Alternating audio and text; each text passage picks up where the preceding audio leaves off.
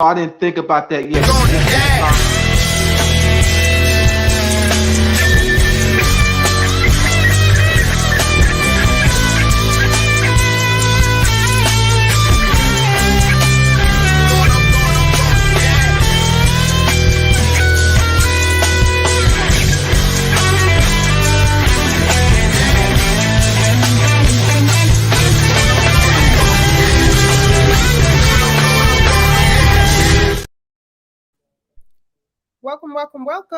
Welcome to UNIAACL TV DMV. We have a very, very hot show tonight. It is going to be fire, and the accompanying shows in the weeks to come are going to be even more fire. So don't get any water to put the fire out because we need it. We're going to start off with a short clip from a movie that we all know and love. Hang on, everyone.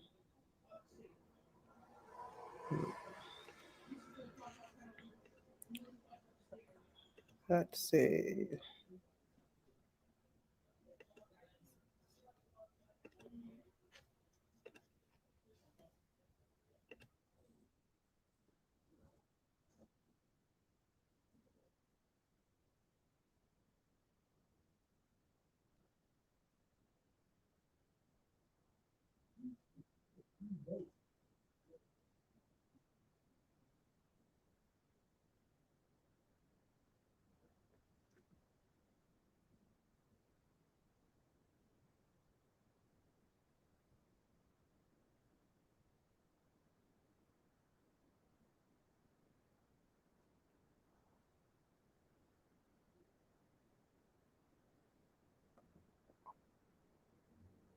You good?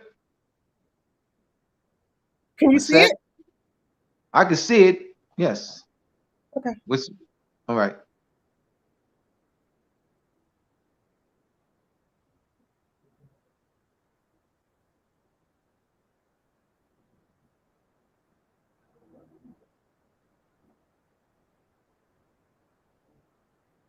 You having trouble? No, you can't see it? I don't hear it. I can hear it. Let me see. Yeah. What's being played? I don't see it being played.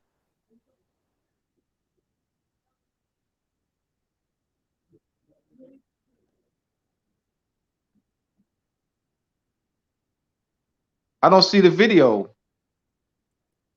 Let me see. Hold on. Yeah, what's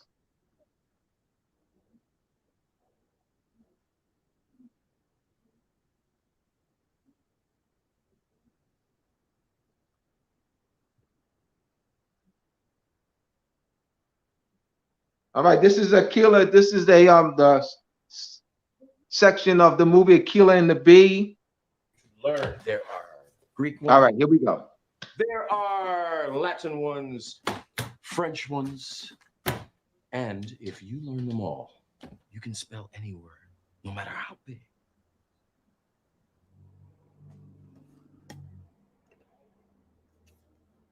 What happened? That was the end. That was the clip. That's not the close. It's 2 minutes and 26 seconds. Yeah, the one I said is 2 minutes and 26 seconds long.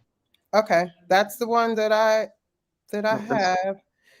Let me see. I sent it from YouTube.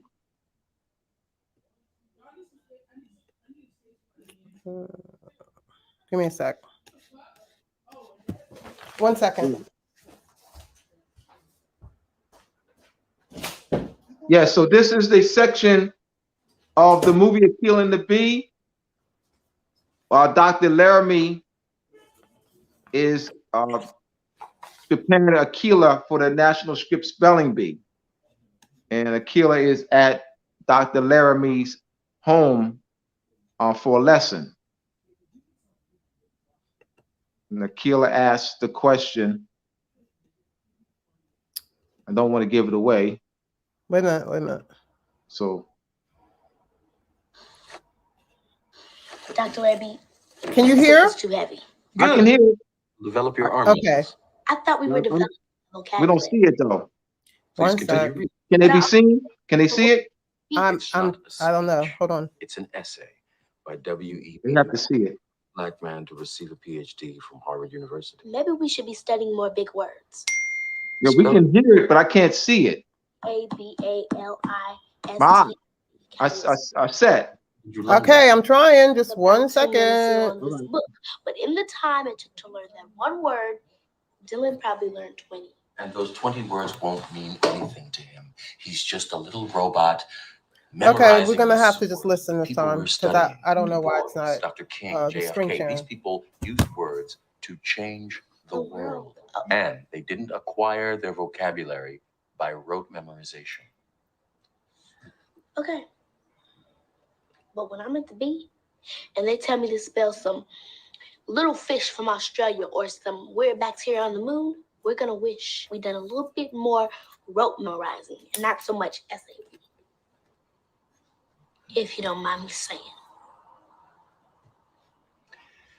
Bacteria don't exist on the moon. Let me ask you something. Where do you think big words come from? People with big brains. Right? What do you see? A bunch of big words I don't know. Look again. What kind of power do we get from the sun? Solar. So, what does soul mean? Sun. What does terraneous sound like? Terrain. Meaning the earth. Solid terraneous means the sun and the earth working together. So where do big words come from? Little words. And how many little words do you know? Tons. Yes, and there are tons more for you to learn. There are Greek ones, there are Latin ones, French ones, and if you learn them all, you can spell any word, no matter how big. All right. It shows a flipboard with the word with the list of words, and the first word is solar terraneous. Mm-hmm. Solar terraneous, soul, sun, terrain, earth. The earth and the sun and earth working together. Right? So big words come from little words. And so we're gonna see this. I'm gonna demonstrate this lesson. Big words come from little words, prefixes, root words, suffixes. So this is a part of word formation. We're dealing with affixes. Affixes, prefixes, and suffixes are affixes, which is part of a classification under word formation. You have compounding words. That's part of word formation. You have blending, part of word formation. Shortening, it's part of word formation, right? But today we're going to be dealing with this lesson deals with affixes, prefixes, and suffixes. Affixed, all right?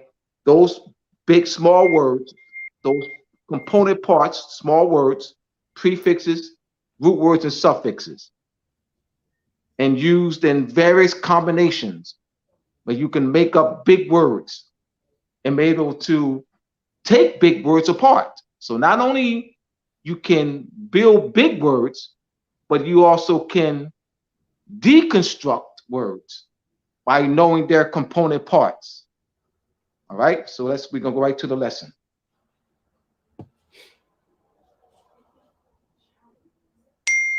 And this was prepared and structured for children ages 3 to 7. So this would also help adults and teach their children and grandchildren as well as themselves.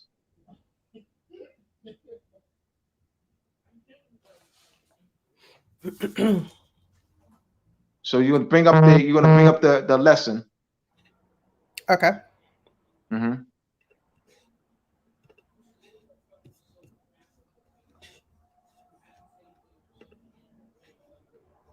All right.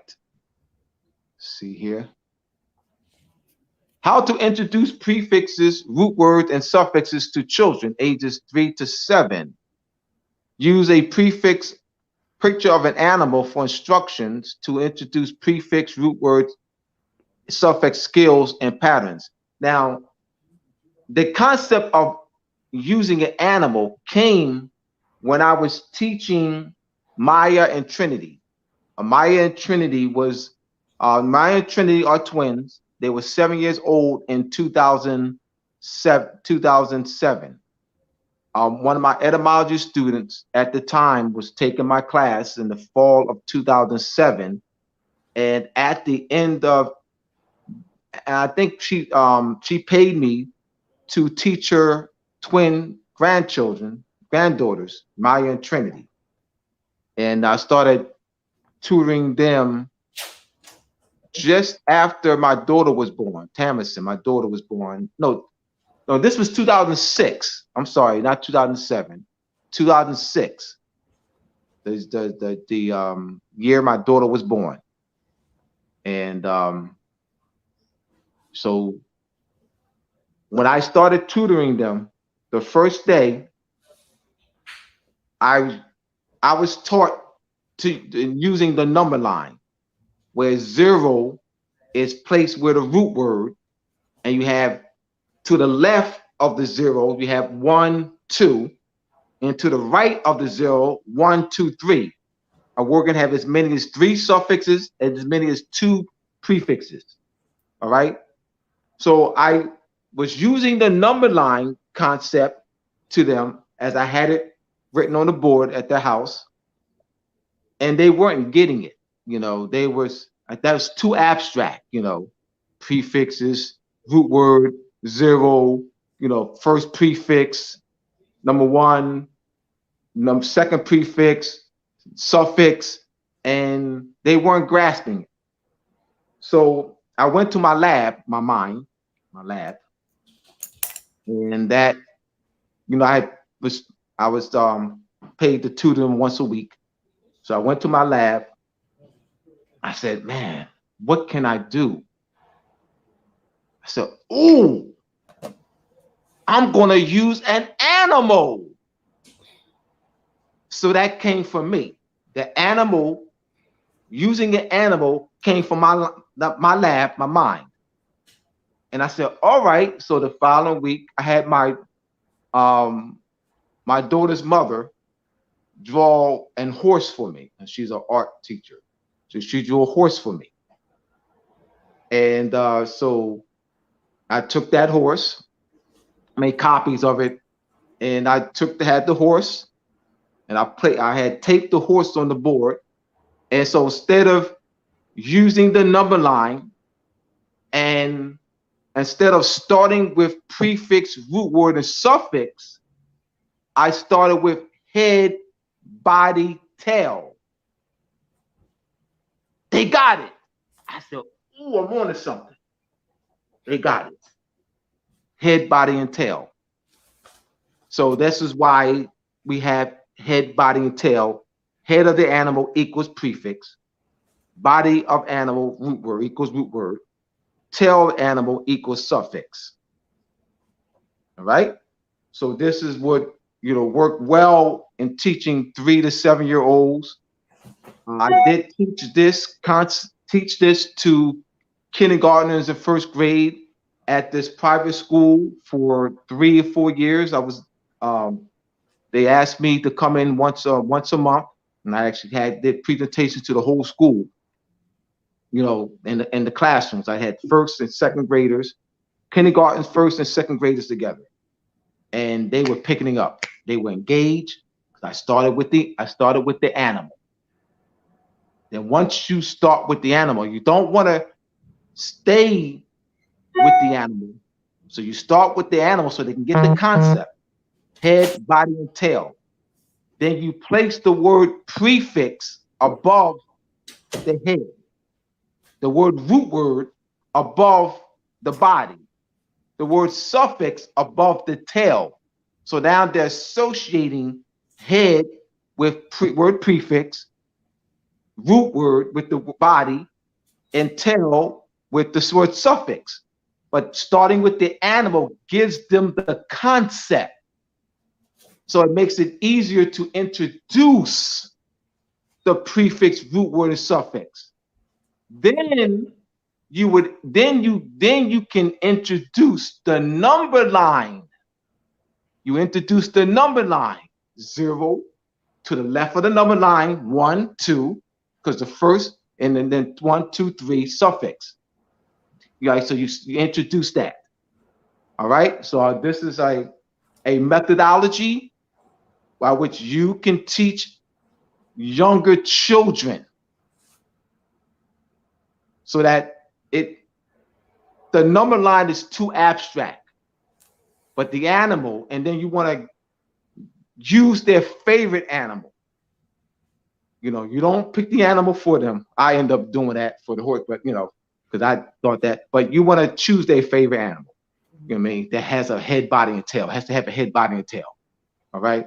So, so giraffe, a rhinoceros, or, a horse, or, so that it can be fun and relatable.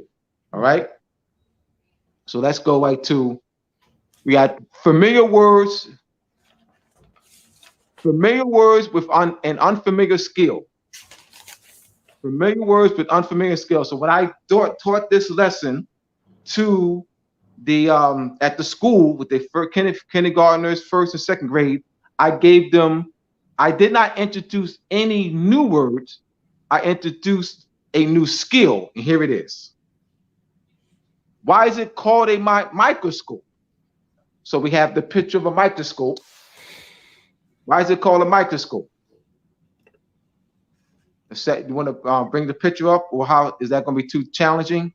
No. Yeah, we have to bring the picture up after each word. Okay.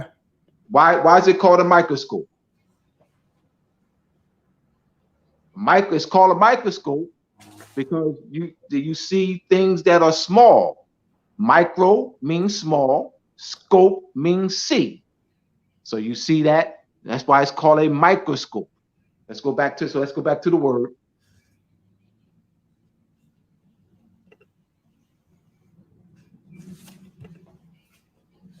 Micro, small, scope, see. Next one. Why is it called a telescope? Telescope. Tele, far, scope, see. Tele, far, scope, see. Picture of the telescope.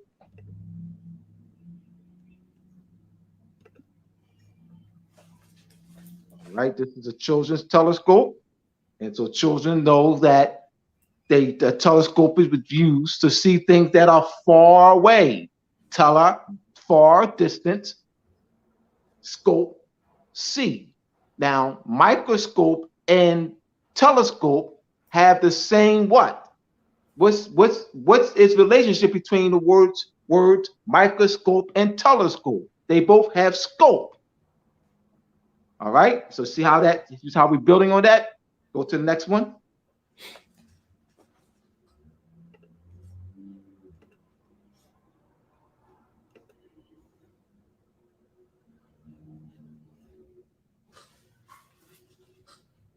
The next word. Well, we have bicycle here. And why is it called a bicycle? Because it has 2 wheels. Bi means 2. All right. Cycle. All right.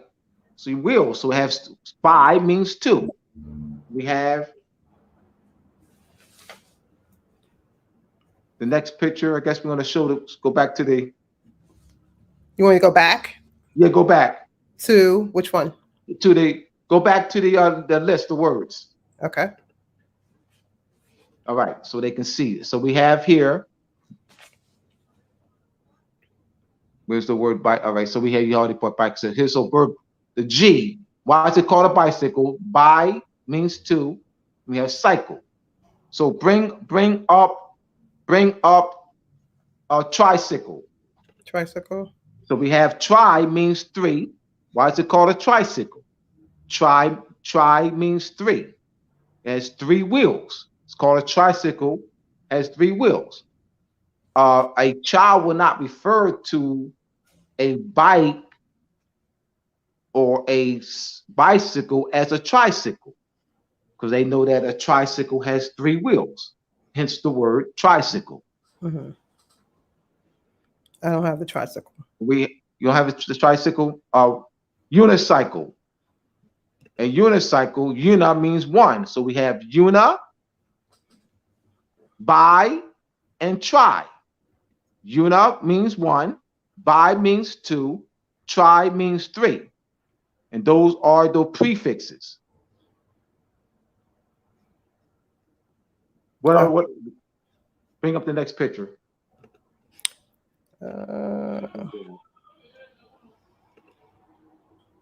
All right, this is a picture of, this is an octopus. Why is it called an octopus? All right.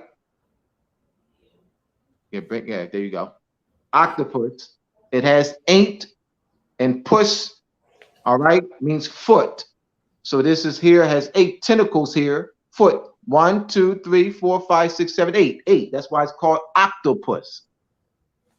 And hence the word we have. So we have octa, octo, octagon, octopus. All right. So next picture. Okay.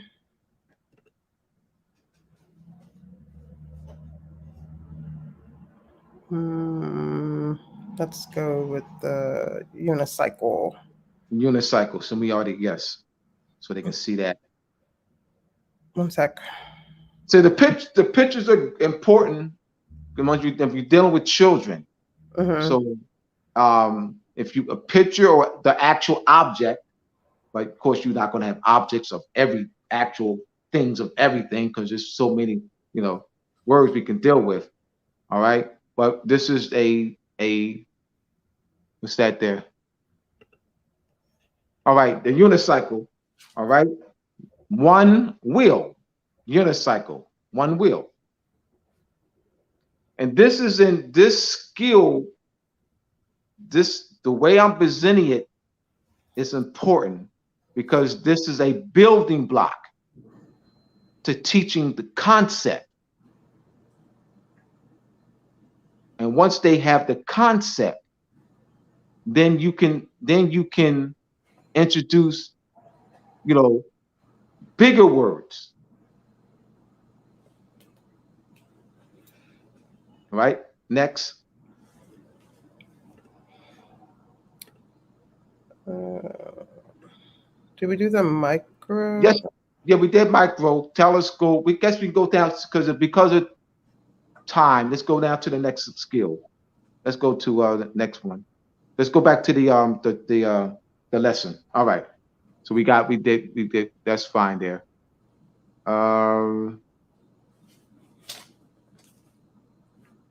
Exit. All right, exit. Now you see an exit sign. Where is it placed? On doors. On doors. At the top of a doorway. All right. You see it. You see it where though? Do you see it when you enter? Do you see an exit sign when you enter the door, a room? Is an exit sign placed at the entrance of a room or a building? Like when you go into a building, right? You don't see the exit sign. Like you walk into a building or walk into a room, you won't see an exit sign. You have to turn around because the exit sign will be behind you. The exit sign, if you walk into the building, in the room, the building exit sign will be behind you and let you know that that's the way to go out. So X means out, it means go. X, like an ex-husband. X. Or X means out, as in never knew that. X, it, go out.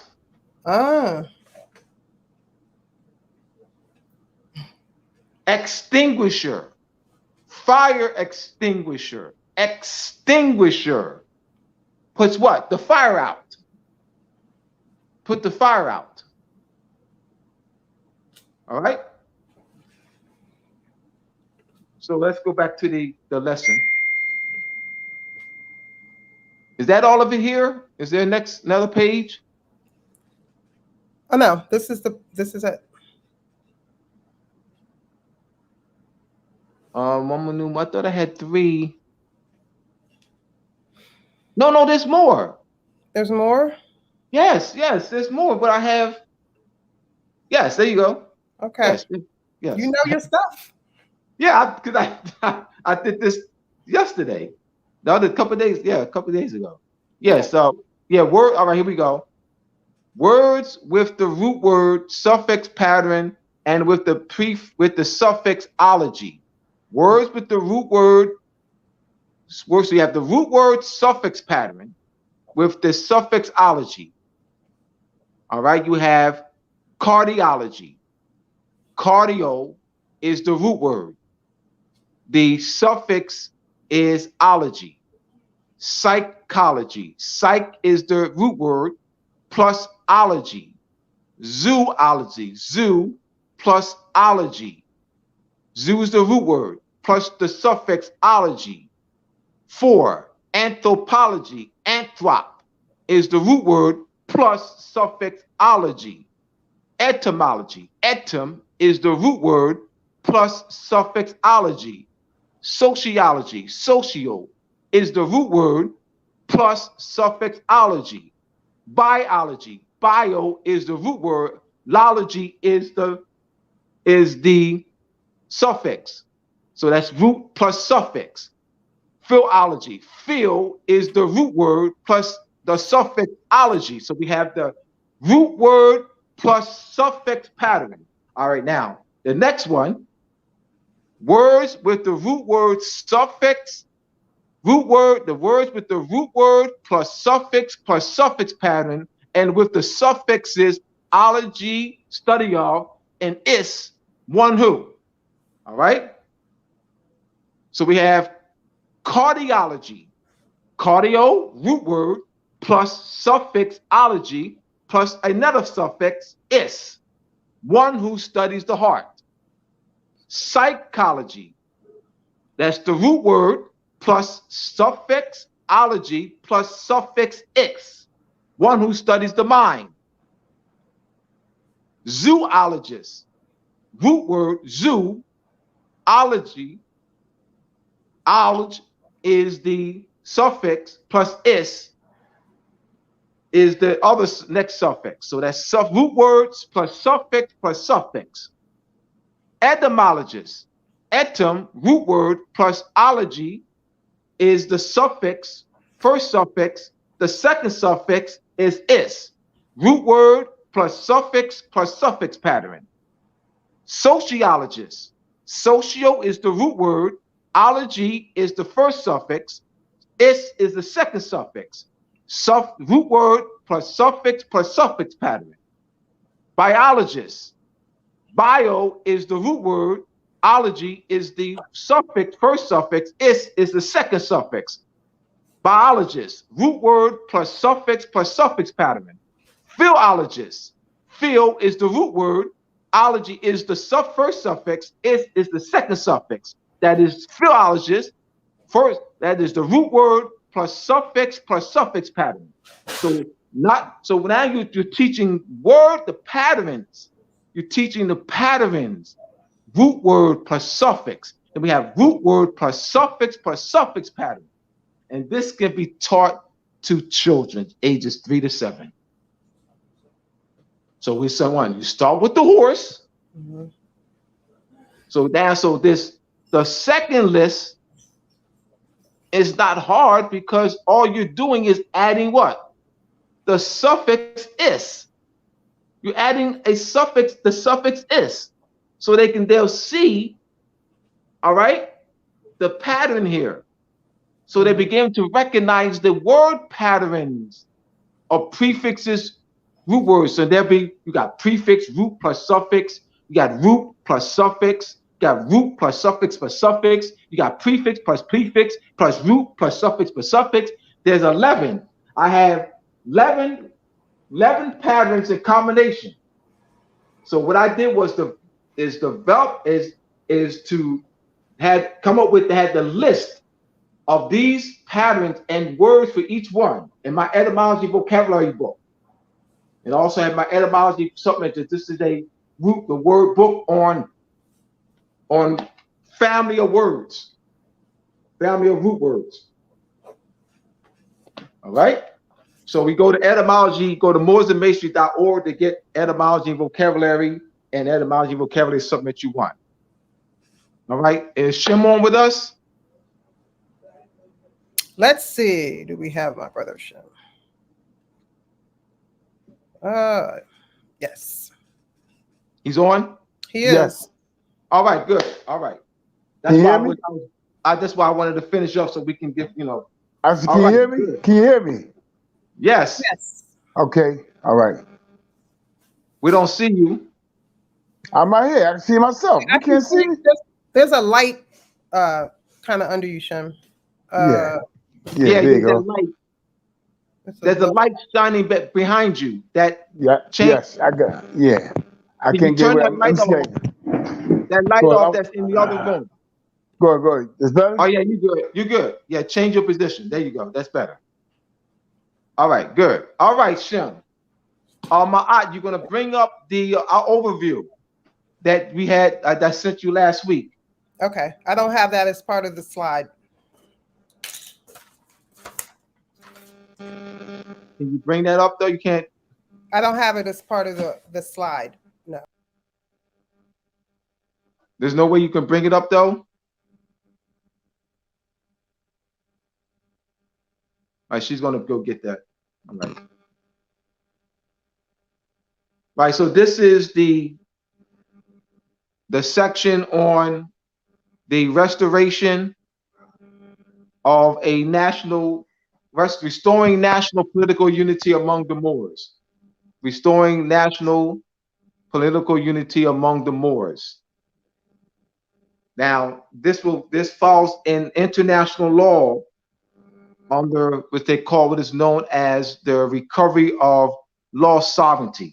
Why the need for restoring national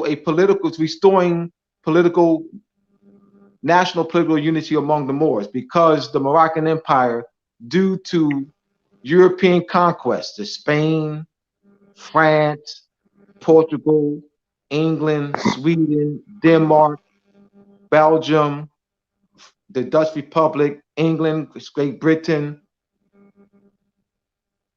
brought the Moroccan Empire down to a temporary political collapse, disintegration, dismemberment. So now that's called in international law conquest, subjugation, and the loss of sovereignty. Yes, sir. Yes, sir. What in international law, what is to reverse that process? It's known as the recovery of lost sovereignty. And that is a political process. The recovery of lost sovereignty, in this case, will be the recovery of lost Moorish sovereignty, bringing the Moroccan Empire out of a 200-year period of a coma. I use the analogy, and I use the word a coma, meaning a prolonged state of political inactivity, a prolonged state of the absence from the family of nations. All right, so I use that analogy of coma because that's a prolonged state of unconsciousness. So our mother has been lying in a hospital for 200 years. That is in international law, that is an extinction or dismemberment or disintegration of a state. So we have to go to the hospital. So this is meaning going to the hospital is what, Abdullah? What do you mean? Translate that, going to the hospital and resuscitating your mother. Going to the hospital and resuscitating your mother politically means restoring national political unity among the Moors. So these segments that we'll have over the next couple weeks or months is it's teaching that.